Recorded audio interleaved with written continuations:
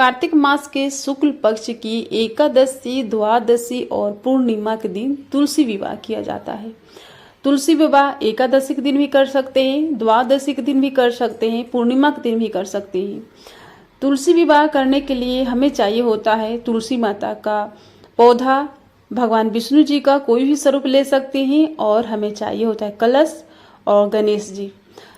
दोस्तों, कलश में हमें चाहिए होता है सबसे पहले गंगा जल मिश्रित जल, और इसके अंदर हल्दी, सुपारी, सिक्का, इलायची, लौंग, अक्षत डाल करके और हम कलश के अंदर इन सब चीज़ों को डाल देते हैं। तो इस तरह से आप लेकर के कलश के अंदर डाल देना है। फिर कलश के कंठ में कलावा लपेट करके अशोक के पत्ते लगा करके उसके ऊपर दिया रखनी चाहिए, या फिर आप श्रीफल भी रख सकते हैं। दिया अगर रखा है आपने तो दिया को जला लेना चाहिए। सबसे पहले दिया को जलाने के बाद पूजा शुरू करेंगे। तो सबसे पहले गणेश जी की पूजा करेंगे, यही हमारे प्रथम पूजनीय है। जल का छींटा लगा लेंगे इनके ऊपर। जल का छींटा लगाने के बाद गणेश जी की पूजा संपन्न करेंगे। हल्दी, अक्षत, चावल, कुमकुम, पुष्प चढ़ा करके और गणेश जी की पूजा संपन्न करनी चाहिए।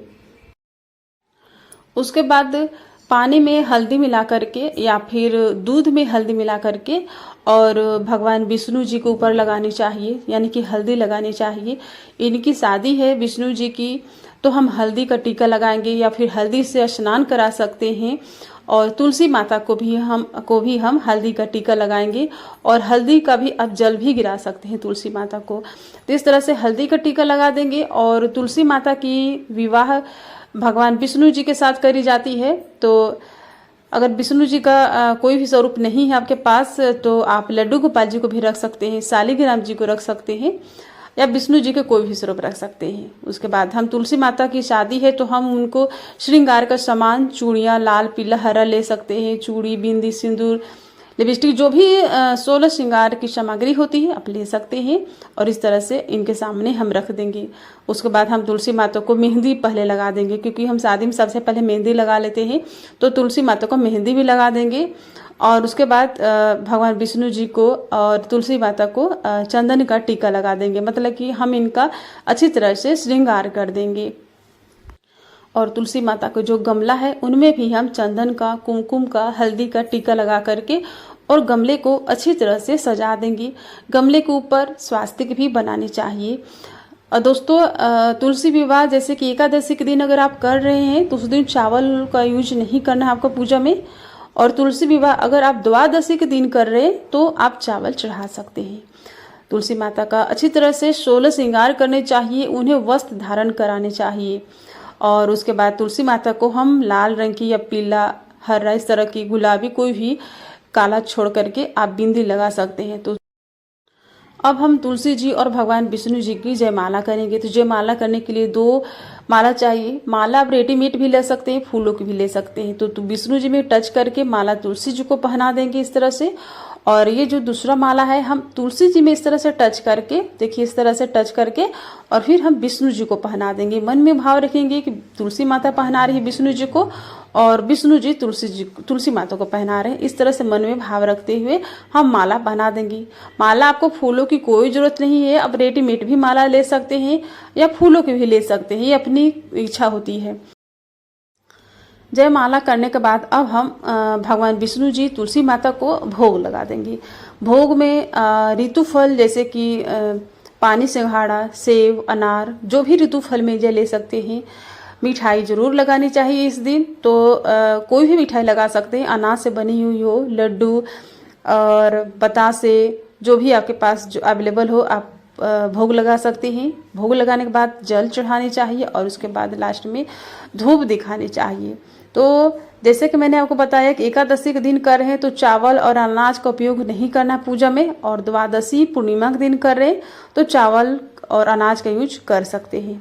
उसके बाद अब हम गठबंधन की क्रिया करेंगे। गठबंधन करने के लिए हल्दी, सुपारी, लौंग, इलायची, चावल लेकर के, और हम इसमें एक सिक्का भी लेंगे। तो सिक्का मैंने नहीं लिया है, आप सिक्का भी ले लीजिएगा।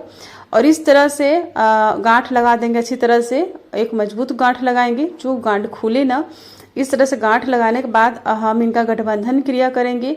तो हम जो भगवान विष्णु जी का पीला कपड़ा है भगवान विष्णु जी की तरफ लगा देंगे, और तुलसी माता के लाल चुन्नी है तो हम तुलसी माता को तरफ हम लाल चुन्नी लगा देंगे। तो इस तरह से ये गठबंधन की क्रिया हो गई, मतलब कि हम गठबंधन कर दिए। गठबंधन करने के बाद फिर हम इनका सिंदूर दान करेंगे।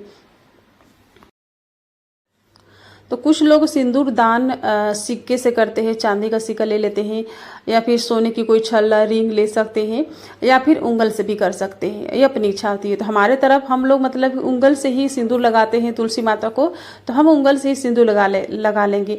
अगर आपके तरफ छल्ला या कोई चांदी का सिक्का वगैरह लेते हो तो आप उनसे भी सिंदूर लगा सकते हैं। इस तरह से सिंदूर हम लगा देंगे तुलसी माता को। उसके बाद आ गई परिक्रमा की। तो परिक्रमा देखिए इस तरह से कर सकते हैं। आपको भगवान को उठाने की कोई जरूरत नहीं है, क्योंकि हम श्रृंगार कर देते हैं तो फिर उठाने की इच्छा नहीं होती। तो इस तरह से आपको खील ले लेना है। इस तरह से 7 बार हम खील को भगवान के सामने छोड़ देंगे। इस तरह से 7 बार करेंगे, क्योंकि 7 फेरे लिए जाते हैं शादी में, तो हम 7 बार इस तरह से करेंगे। तो ये फेरे हो गए। हमारे तरफ शादी में जब फेरे किए जाते हैं रियल की शादी, तो हम घूमते नहीं हैं, बस हम एक जगह खड़े हो जाते हैं और इस तरह से लाई को गिराया जाता है और हमारे फेरे पूरे हो जाते हैं और पंडित जी मंत्र बोल देते हैं। तो इस तरह से फेरे हो गई। फेरे के बाद अब हम लास्ट में इनकी आरती कर लेंगे। तो आरती आप तुलसी माता की गा सकते हैं, या फिर आप ओम जय जगदीश हरे जो आरती होती है इस आरती को भी गा सकते हैं। और उसके बाद हाथ जोड़ करके विष्णु जी से और तुलसी माता जी से क्षमा याचना मांगनी चाहिए कि पूजा में किसी प्रकार की कोई कमी रह गई हो तो क्षमा कर दे। इस तरह से क्षमा मांगेंगे और हाथों में थोड़े से चावल पुष्प लेकर के और एकादशी तुलसी विवाह की कथा भी सुनेंगे। तो इस तरह से पूजा करनी चाहिए। पूजा मैंने आपको बिल्कुल सरल तरीके से करके दिखाई है। कुछ लोग परिक्रमा करने के लिए तुलसी जी और भगवान विष्णु जी को उठा लेते हैं गोद में, फिर परिक्रमा करते हैं, फेरे लगाते हैं। तो इस तरह से आपको करने की कोई जरूरत नहीं है। आप इस तरह से लावा छीट करके भी फेरे लगा सकते हैं।